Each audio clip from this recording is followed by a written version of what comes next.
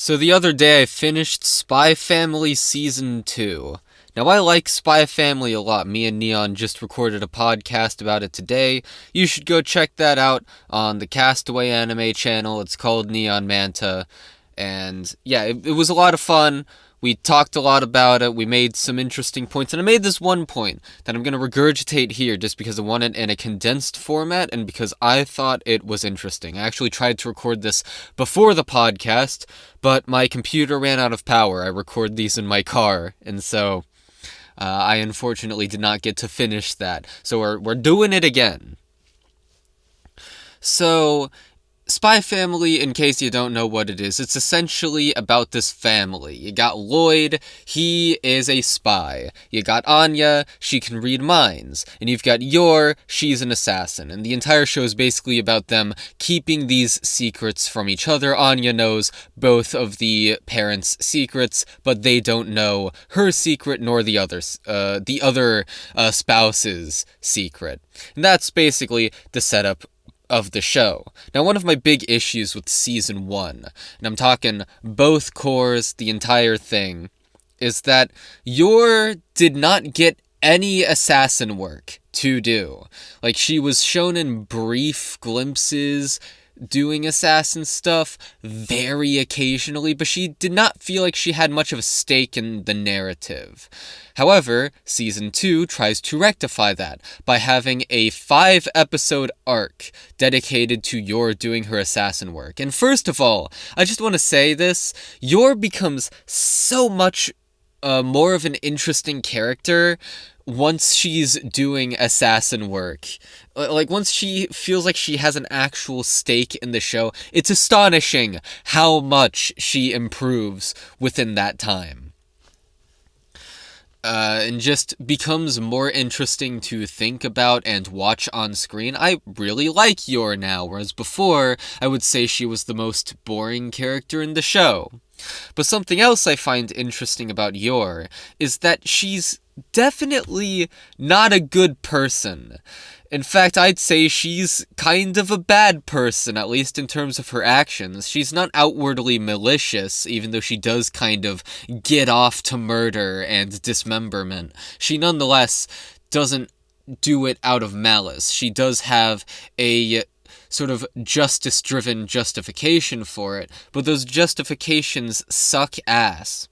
And I think this is very much the intentional narrative of the show. And let me explain why I think that, and where I think the show is going, and why I think it's interesting. Because in episode 3 of Season 2, we get half an episode dedicated to Yuri. Now, Yuri is Yor's brother, and he is in the Secret Service. This country, Ostania, is an authoritarian regime.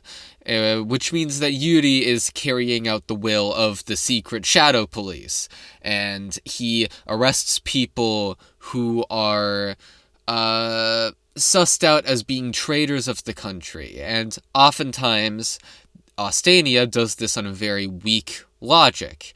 How they, Yor, despite being part of Garden, which works for the government, we'll get to that in a bit, she still fears the secret police catching her, even though she's done nothing traitorous, nothing wrong. She, in fact, once again, works for them, but because Garden is such a secretive organization, she can't count on the people arresting her to know that she's a part of it, because it's even more secretive than the shadow government, to the point where Lloyd thought that it was just an urban legend. But no, it's a very real thing, and Yor is a part of it. Now, in episode 3, Yuri arrests this guy who's spreading propaganda to Westalis. It is blatantly misinformation about Ostania. That obviously counts as traitorous behavior in the secret police's eyes. But while he is a scumbag and a liar, he is a sympathetic scumbag, where by the end of the episode, you feel more for him than for Yuri. How he, in his eyes, his justification for lying about the government, first of all, he needs the money. And by basically speaking in hyperbolic terms about Ostania, to the point of straight up lying, he can get more eyes on his work. Because he was fired from his last reporting job, wonder how that happened. But nonetheless, he does want to just get food on the table, but also, he doesn't mind lying about the government because he doesn't like the government. Because they're an authoritative regime, they're bad, they're dictators, they arrest people on faulty premises. So, yeah, of course he doesn't like the government. And he tells Yuri at the end of the section, hey, who's the worst between the two of us? Me, who's fighting the government, or you, who is the government's dog? Because Yuri really is the government's dog. That's the right descriptor to use. He fights for their morals, for their sense of justice, but their sense of justice is fucked up. The country just wants to preserve its own interests, and they're even planning a war. War is bad.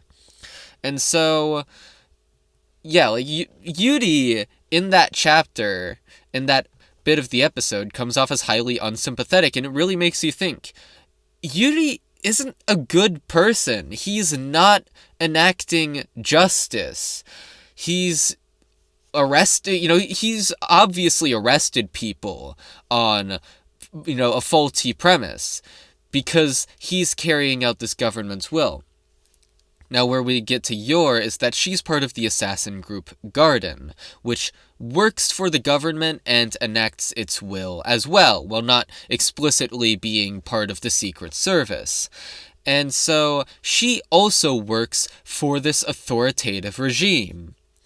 And obviously, when you hear the term assassin, you immediately think that she isn't necessarily a very good person, because she's killing people. But then, in the second core of Season 1, I always want to call it Season 2 because of the naming convention, because it feels like it should be Seasons 1, 2, and 3, but no, it's Season 1, Core 1, Season 1, Core 2. I hate anime naming conventions.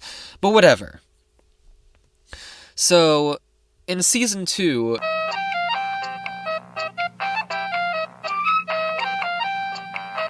she states that she kills people who she sees as bad, right? She is cleansing the world in her eyes. But what cleansing the world actually means, and as we learn in Season 2, is that she is enacting the will of this government. And so she's almost certainly killed people who are innocent, or who haven't done things worthy of murder. Granted, I'm someone who it's very hard to convince that murder is justified, because I'm anti-death penalty. But even if you're not anti-death penalty, what she's doing is wrong, because she's killing people without trial. She's killing criminals. What we've seen on screen is that they're criminals and people doing bad things, but that's without trial. It's extrajudicial murder. And she's almost certainly killed innocent people who maybe just... because she's afraid of being captured by the Secret Service, right? She's afraid of looking suspicious. So it naturally goes that the people that she kills are probably also, at least sometimes, people who have been deemed suspicious on not the best grounds, right? And even if they were all criminals, nonetheless, it's extrajudicial. It's bad. And I think that's interesting, because it means that the characters are morally gray, which is fun to think about and fun to, it gets the noggin jogging. And as it goes, Yor, by the end of her arc, actually makes the wrong decision, because she thinks to herself throughout the arc, why am I doing this? Who am I doing this for? Why am I an assassin?